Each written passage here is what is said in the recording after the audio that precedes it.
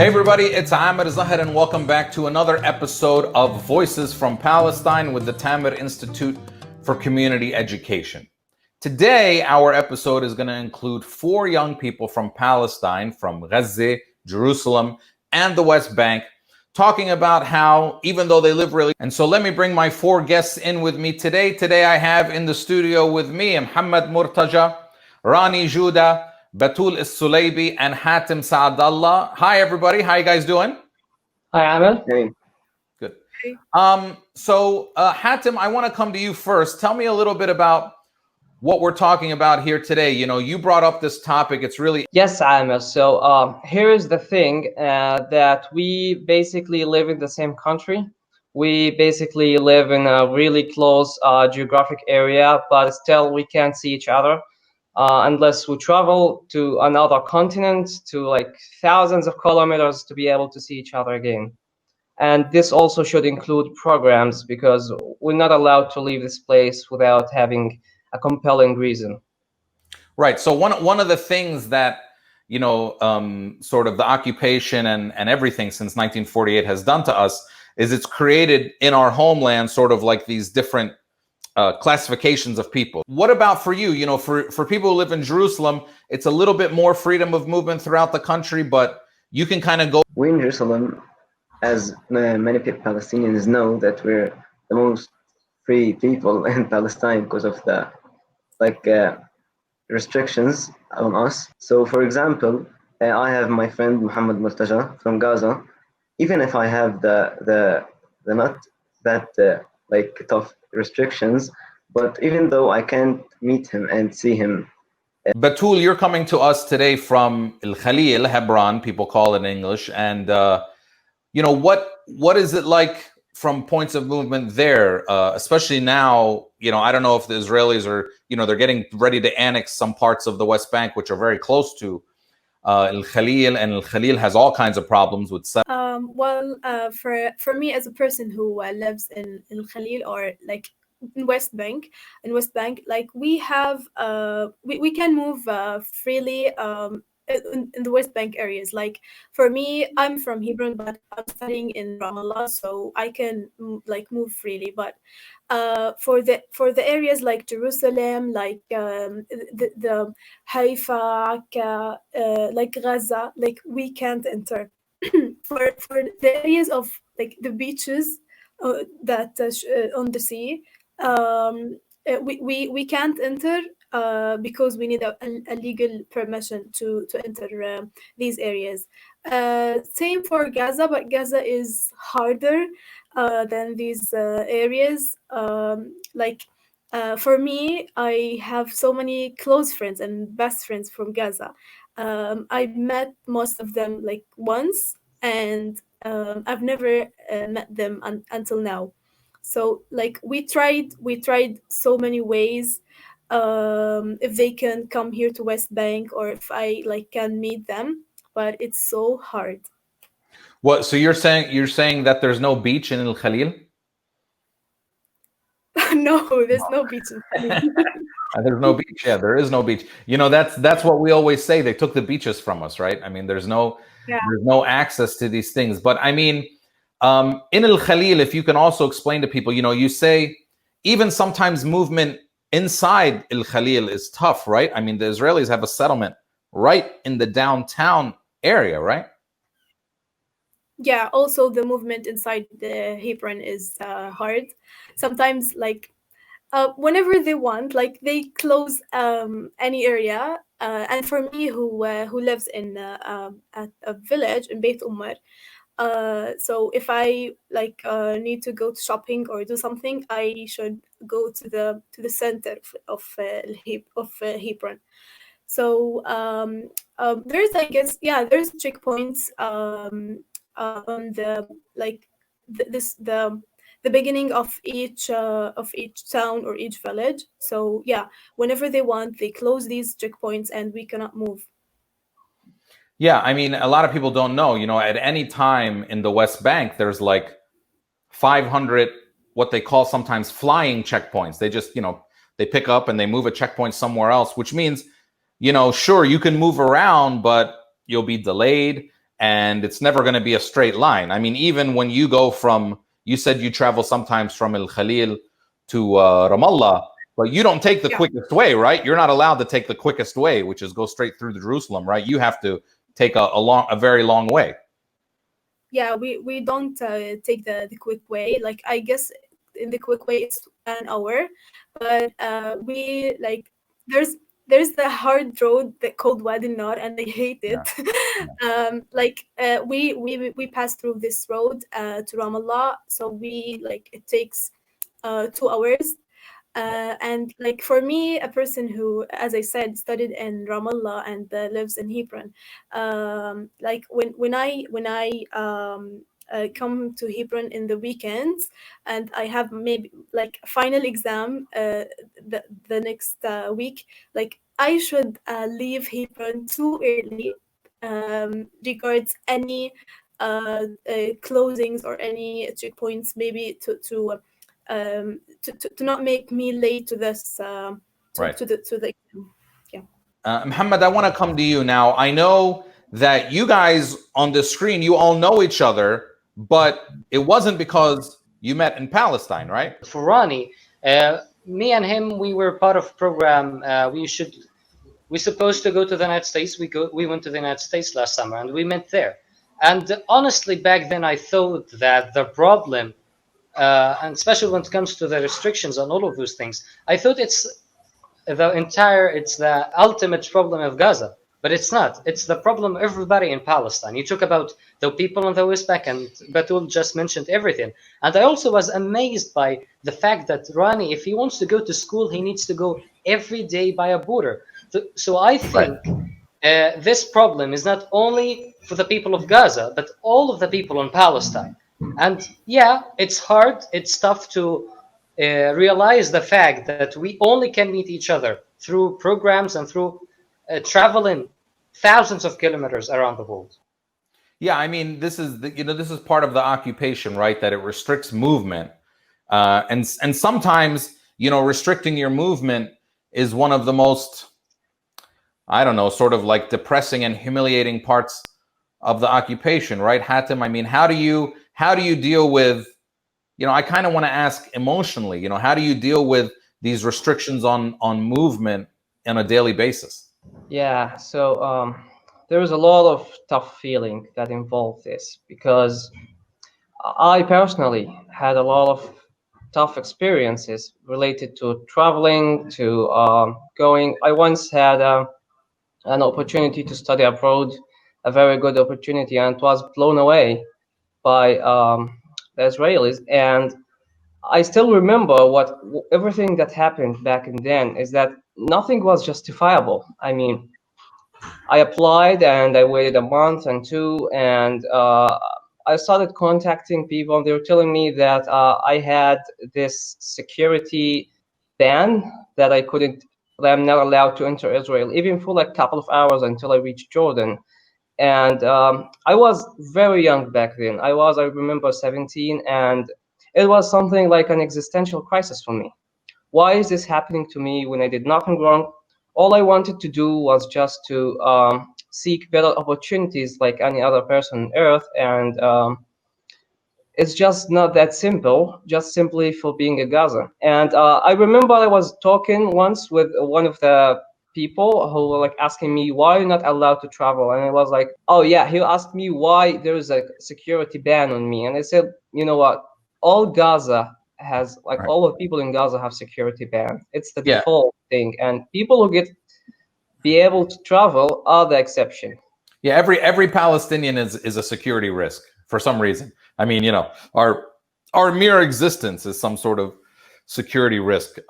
Rani, in Jerusalem, the situation is even crazier, right? Or I don't want to say, actually, sorry, everywhere in Palestine is crazy, but in Jerusalem, the situation where it's okay, yeah, you might be freer to move around Palestine, but there is a sort of ongoing campaign of, trying to get Arabs and Palestinians out of Jerusalem, right? I mean, there's this ongoing campaign of how they just are trying to get rid of everybody there. So let me tell you my everyday story to school and my journey to school.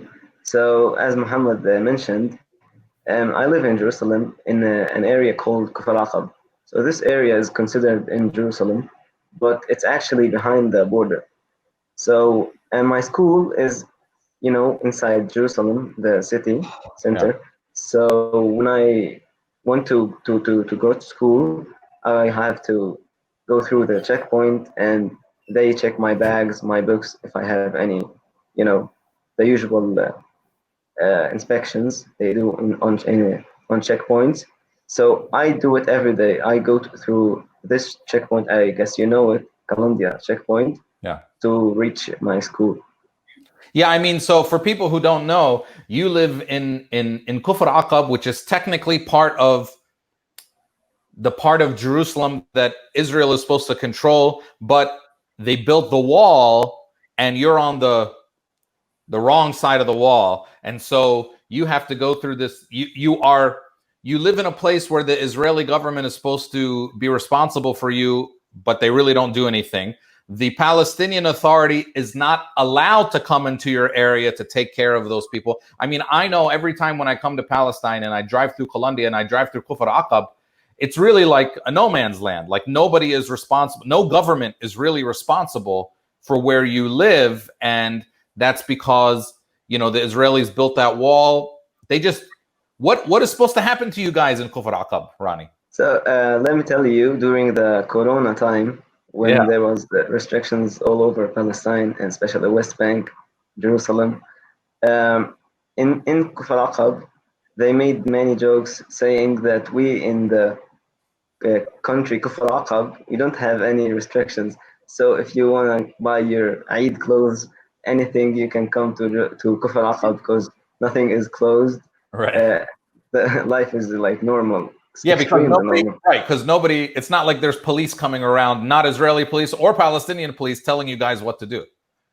No one is telling me what to do. I am telling myself what to do. Yeah, and the only reason I'm living in such a place is because of my father. He's a West Bank citizen, and my mom is from Jerusalem, and I have the Jerusalem ID card. So that's the only reason. These are the Palestinian love stories, where people have different, people have different legal statuses, and they can't. They need to sacrifice. Yeah, they need to sacrifice to each other. Yeah, and that means sacrificing movement and what their kids do as well. Mohammed, you also live in Gaza, and the movement there is very restricted. How does that affect you on a daily basis? Well, I can remember when I had to travel to the United States, I had to go through 6 checkpoints. And when I arrived there, and I started to hear all of my colleagues there talking about how hard was the flight and how tiring it was. Now, for me, it was a joke. I had to go through 4 airports, 6 checkpoints, and it took me 2 days to arrive there. So I think it affects us a lot. But let me tell you something. When we arrived there and they started to ask me about me and Rani, we had a good relationship. Even though we had never met before that, but we were contacting each other through social media. And they asked us, like, you live in Palestine, where did you meet, or something like that. We said we never met.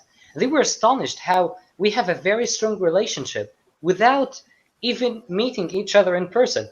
And I can tell you that because I can feel, and it's a fact that whenever you find a Palestinian, you find a connection with him or with her without even having any common interest together. So yeah, that's what I wanted to say. Yeah, no, I mean, we Palestinians, we have this sort of thing where when we meet each other, we immediately just start into all these conversations, right? Like, where are you from? Oh, I live in Gaza. Oh, okay, are you really from Gaza? You're from another village. Oh, no, I'm from another village in 1948. Oh, okay, so where do your parents live? Or where does your uncle... Like, everything is like, we always want to share these histories with each other because we do have this common thing that brings us all together.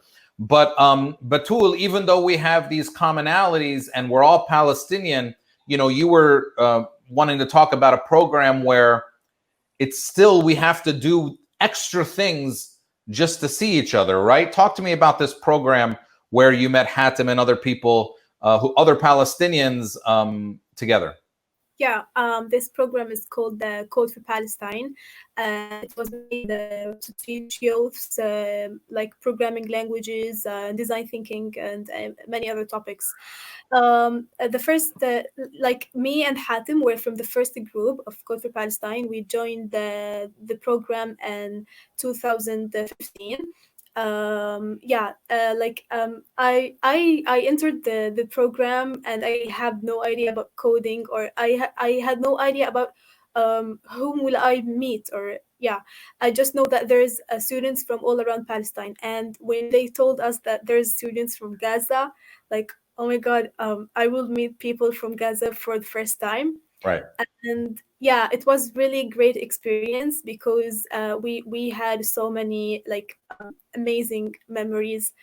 We made a best friends, and they are until now our friends. But unfortunately, we have just met them for one time, because Code Palestine, it's program for like I entered it in 2015 and graduated in 2017. So it's continued with you for 3 years. But first year I met Gaza students, but after that they were not allowed to come out of Gaza and like continue this program. It used to be held in Jericho, where all students from West Bank and Gaza and Jerusalem come and like do these activities and learn how to code. But for the second and third year, it's Code for Palestine, part of in West Bank and part of Gaza. So I just met them for one time, but they're good friends. Like they're all best friends right now. And just so people understand how like ridiculous this is, if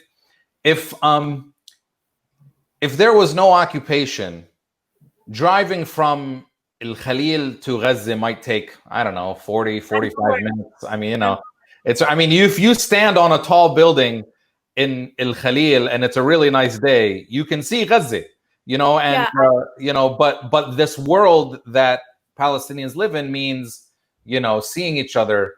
It's probably easier to, God, Hatem, it's probably easier to come to America and see one of your friends in America than it is to come see one of your friends in El Khalil, right? I kid you not. Even traveling to another country is not that simple process.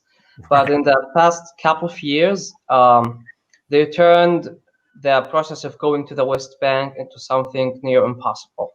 And you only have to have like a health reason in order for you to be allowed in the West Bank.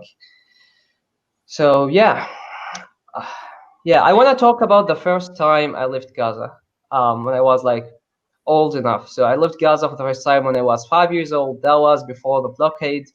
But I want to talk about the second time, which was in 2015, when I went to the West Bank to Jericho, and I met Batoul.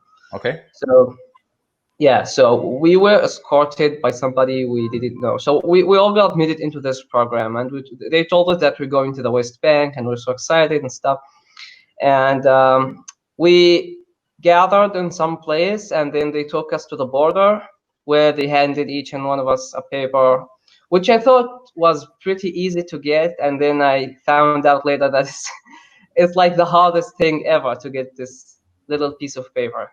Now, I really want to understand this. When you say they gathered you, you mean so first you're in Gaza City, because I think people need to really visualize this, how you in Gaza need to travel to Jericho, which, by the way, again, if there was no borders, it's like, I don't know, maybe an hour and a half, maybe 2 hours drive through the mountains. It would be a nice, beautiful drive on some morning. But you're talking about you're in Gaza, you go, maybe Palestinians take you to the border, and then what? You get handed over sort of like to the Israelis?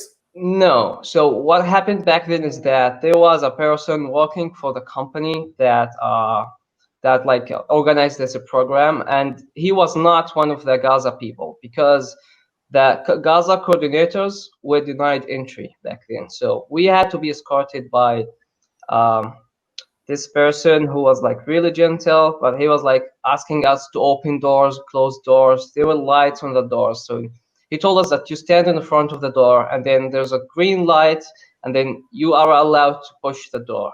Otherwise, you can't. So it's Wait, like a maze. this is before you leave Gaza. This is at the Gaza checkpoint before you leave Gaza. No, this is the Israeli checkpoint. So we pass. They call it 5-5 point, I guess. So yeah, but the Israeli checkpoint on the other side of the Gaza border, or you mean entering the West Bank? It's on the other side. So there is this there's this PA, Palestinian Authority checkpoint. So they like in contact with the Israelis, and they ask them if they like are allowed to send someone or not. Right. So they bring in the names. So far in this story, you haven't left Gaza yet. You're still sort of like, 15 minutes from your house. You haven't even really left Gaza yet. That is so true. And we were like, when we entered the Israeli security buildings, there was like a lot of doors in front of us. And then there was the man that escorted us. He was like asking us to, when it's green, you're allowed to enter. And there is something, they call it halaba. I don't know what's named in English. Yeah, it's like a revolving, a revolver, yeah. Yeah, a revolver. So yeah, you push it and you get a pass, and you're gonna just like stay alert to look at the colors and of the lights and hear the people talking to you. And this process, I guess, took us like about half an hour to pass like a 15-meter of doors. There were like 10 doors maybe, or like, it's like a maze. It was like a maze. And it's really being treated. I mean, you guys are maybe being too nice. It's really being treated like animals. Rani, we see it at Kalandia checkpoint. I've seen it at Kalandia checkpoint so many times. Now I think they're getting a little bit more like high tech with the occupation at Kalandia checkpoint. They've inserted some technology. It's a lot like more user friendly occupation. But Kalandia checkpoint still is probably one of the busiest checkpoints. And there was a time, Rani, where people were also going through like revolving doors and really being treated in a humiliating way, right? It is until now. Like everyone who wants to enter Jerusalem, he has to go through this revolving checkpoints to like before he reach anyone to make sure about his bags or anything he's holding. But now, like I guess 10 months from now, before now, I mean, they added some intelligence to the thing. You can now pass via electric card without having someone to check your ID or any other things. Yeah, it's like Apple Pay. You use Apple Pay. It's Apple Pay checkpoint now. Apple Pay occupation. I mean, yeah. It is. Look, and they do. And just to be clear, they do that for them, not for us. I mean, they do that so it's easier for them. They don't really care about us. Yeah. But I mean, yeah. These checkpoints. I always try to explain it to people when I come back here to America. I mean, I'm like, look, we Palestinians are the most peaceful people on planet Earth. Really, I think we are the most peaceful, loving, happiest, most smiling people on planet Earth, because we have to be. Because when you go through these checkpoints every day, and I live in America, so I don't have the real experience. I just go through them when I'm there. But to go through that every day and not react in a really irrational, terrible way, it means you have to be a very peaceful person.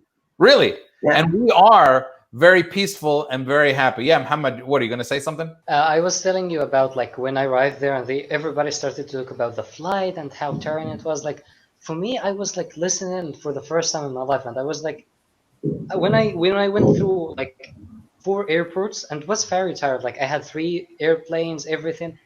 It was an adventure, something I was very happy with. And it wasn't very tiring for me. I was enjoying it minute by minute, but for them, it was tiring. It was like something weird. Like it was for the first time in my time. I'm someone who likes to talk. For the first time in my life, I wanted to listen, to hear what ordinary people have in their lives. Like it was so weird.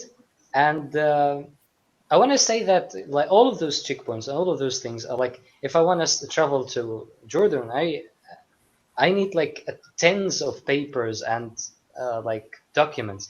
And it was like, when I told them about like my documents, they were also amazed.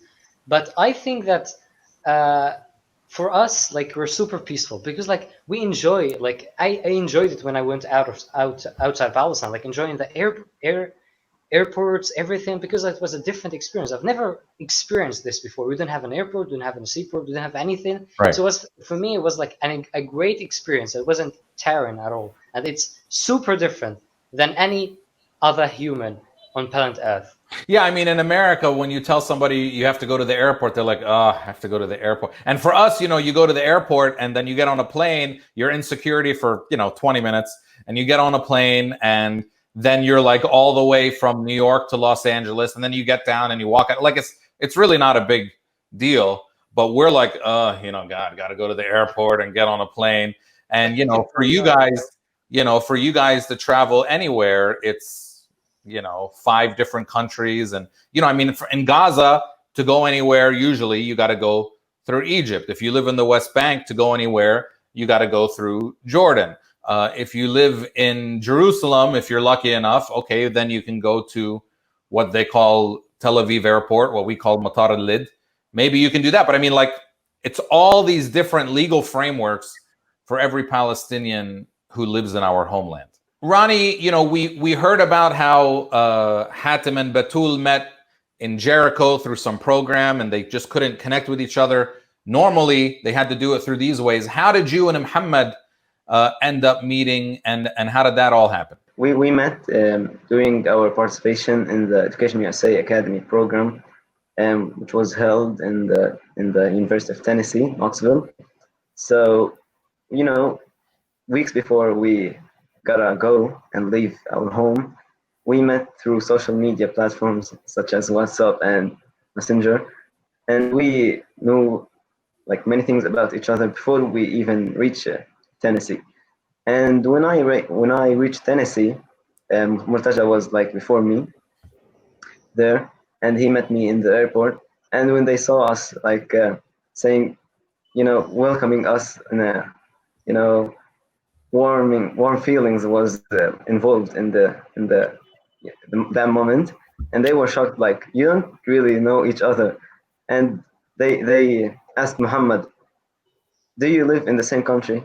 And we said yes, but we've never met before because of the restrictions. It's not the way how it works in Palestine. And like during that month we spent in Tennessee, we taught them many things about the Palestinian situation and everything we face in our everyday life. Again, Jerusalem and Gaza, I don't know, an hour if there was no border, but you had to meet in Tennessee, which I can tell you as an American, nobody really likes to meet anybody in Tennessee. I mean, Tennessee is not a great place to go. I disagree with you. It was like heaven to us. Agree because you come from Gaza and Kufr Aqab, so you say Tennessee. Wow, what a beautiful. No, but I'm just telling you, as Americans, we don't like go on vacation to Tennessee. Okay, nobody goes down there, especially if you're Arab. Let me tell you, if you're Arab, we're not very popular in Tennessee. Tennessee is a lot of Trump people. Okay, we are not very popular down there. I actually, they were very nice, and like I like the city because like in Gaza, you don't have any nature. It's all urban. 2 million people live in Gaza, so you don't have any place to go and like to see trees. But when I went to Tennessee, Knoxville especially, it was everything was nature. I went to the Rocky Mountains and like between Tennessee and South Carolina. We have a lot of nature here. You know why? Because you didn't have borders. No, because they stole it. This country was a big, nice country. It used to belong to the Native American indigenous people. You know who else has a lot of nice nature? The Israelis. They have a lot of nice nature. You know where they got their nature from? Us. They stole it. And so, same thing happened here. And they left this is the same story, man. That's what I try to keep telling people. You come here, you come to America and you see things and you go to places like Tennessee.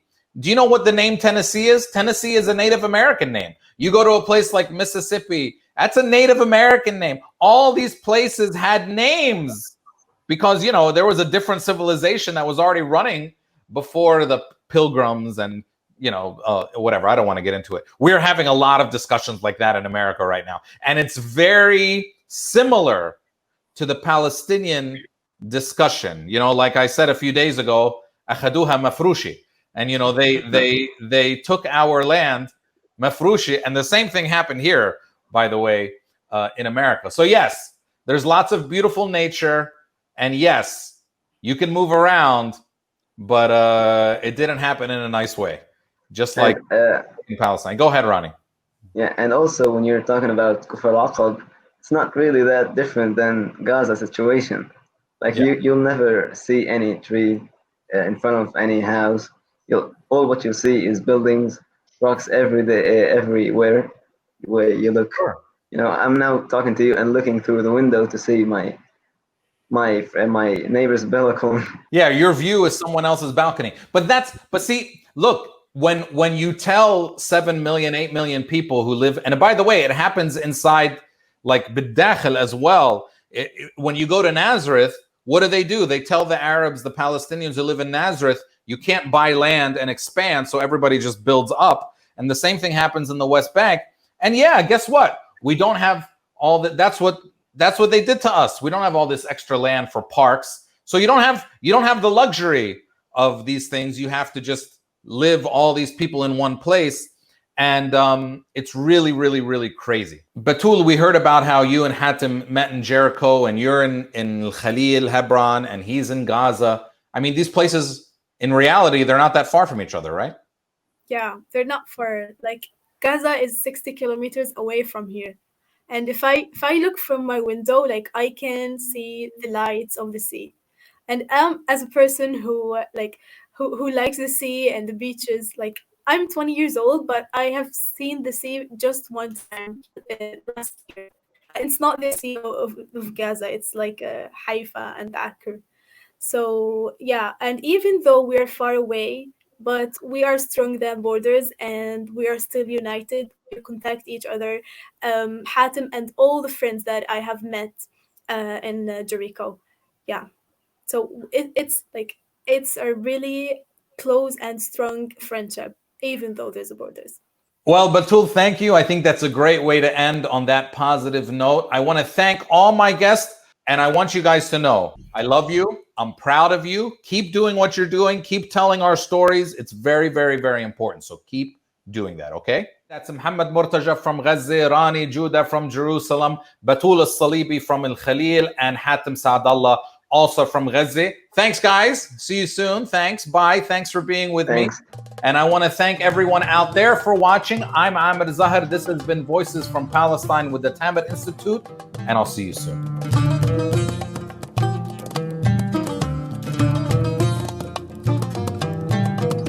When you met Mohammed and Hatem from Gaza, could you smell the shatta sweating out from their skin? Like, could you smell the spices coming from them? When we had to have a lunch, and all what Muhammad got was spicy food. People from Gaza, they drink shatta like we drink water. We drink water. Yeah. They drink shatta.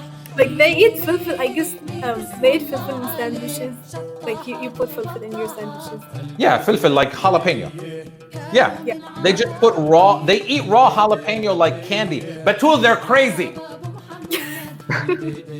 Yes, they are. Yes, thank you very much. Thank you. I'm not the only one.